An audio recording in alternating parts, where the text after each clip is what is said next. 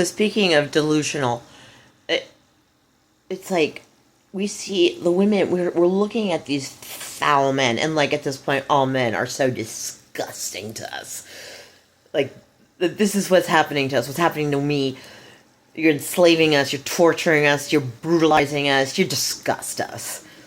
You fucking disgust us. And like you seem to believe that women want you, and we can't figure out. It's just pure delusion. So I was in Mexico. Here's an example. I was in Mexico, hiding out because my life was in so much danger. And I was barely keeping myself afloat by reading tarot cards. Barely. I mean, sometimes I slept outside. A lot of times I went hungry. I couldn't get a hold of my family. Nightmare. It's been an ongoing nightmare. And so at one point my tarot cards were stolen. And now what?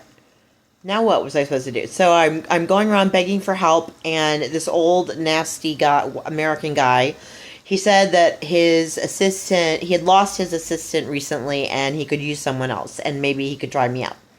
And then the story around this assistant, like as it came out in pieces from different people. So it turns out she was also an American girl, kind of like a personality in the area, and he had been incredibly abusive to her, and and she quit.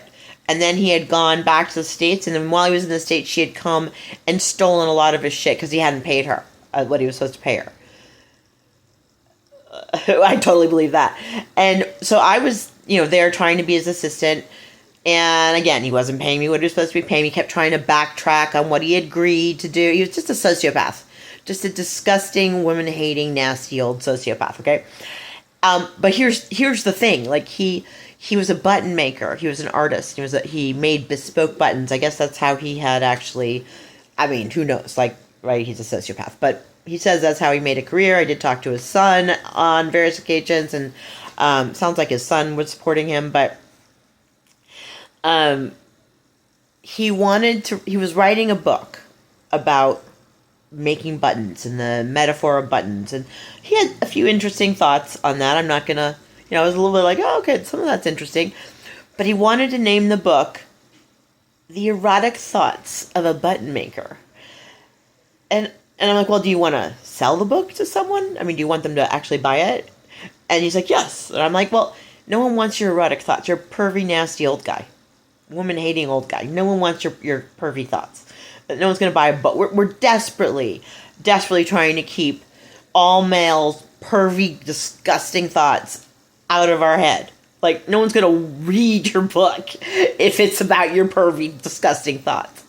But he just was sure. Like, no matter what I said, I'm like, read the room, guys. Read the room. Do women seem to be wanting men these days at all? At all? But no, he was determined. He just really thought that the erotic thoughts of a button maker, would sell his book like hotcakes when he wrote it.